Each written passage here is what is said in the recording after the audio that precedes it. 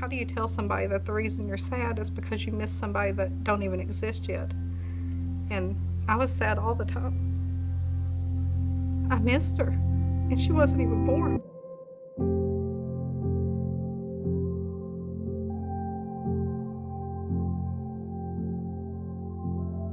We've lived in Olive Hill our entire lives, but we've been actually dating puppy love since about 4th grade. And we married a couple years after high school.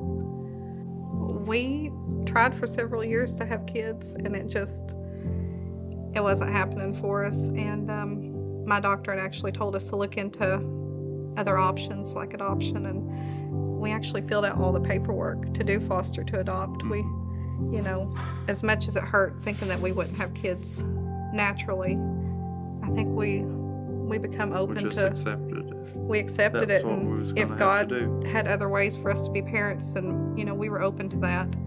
I think that being a mother, even if it's to a child for a month or a year or their entire life, it's not the blood that runs through their veins that matters. It's the kids that God puts in your life for you to parent.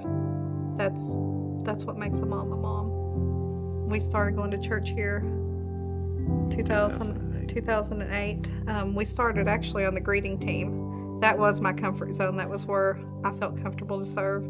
But God was telling me that kids was my ministry, that I needed to be in the kids ministry. And I didn't want to be in the kids ministry because it hurt too bad knowing that I was going to be around all these kids, but still we would be childless. Really, the church was our biggest support group. I mean, the ladies that I served with were wonderful.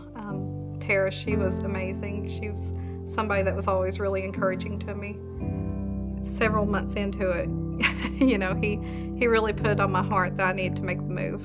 And so I moved and I started serving. It was beginnings at the time.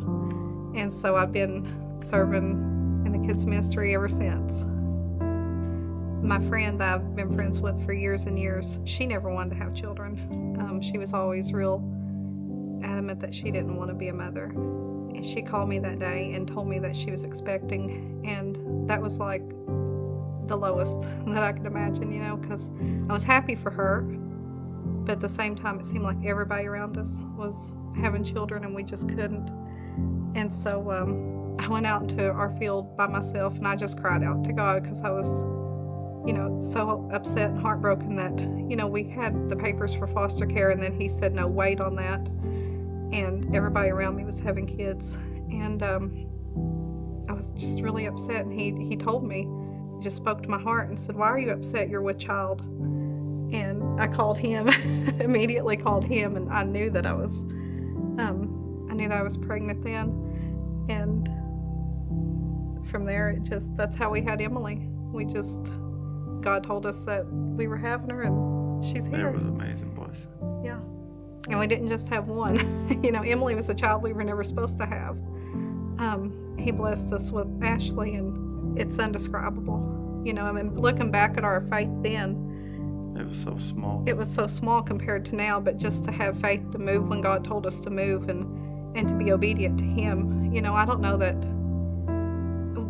if we would be parents now, if we'd not been obedient to Him. It's not my time that matters. It's working on His time. He was silent because He was working behind the scenes and orchestrating our lives the way it was supposed to be. So just not losing that hope and just trusting Him that everything's going to turn out. And it may not be the exact way you planned it to be, but it's the way it's supposed to be. Well, whenever you have children, you really see how God is your Father and how much you really understand how much He loves you when you think about what you would do for your own children. You would do anything. And you really understand, for me anyways, what the Bible talks about whenever it says that He loves us, that He gave His Son for us. I couldn't imagine giving up one of our children, and He did that for us. It really shows how much He really truly loves us. If my kids could grow up happy and know that I always love them and that I'm always there for them, and they know Jesus, that's the thing I want more than anything for them. I can't imagine my life without the kids now. The joy that I get from them now I mean, you can't describe it.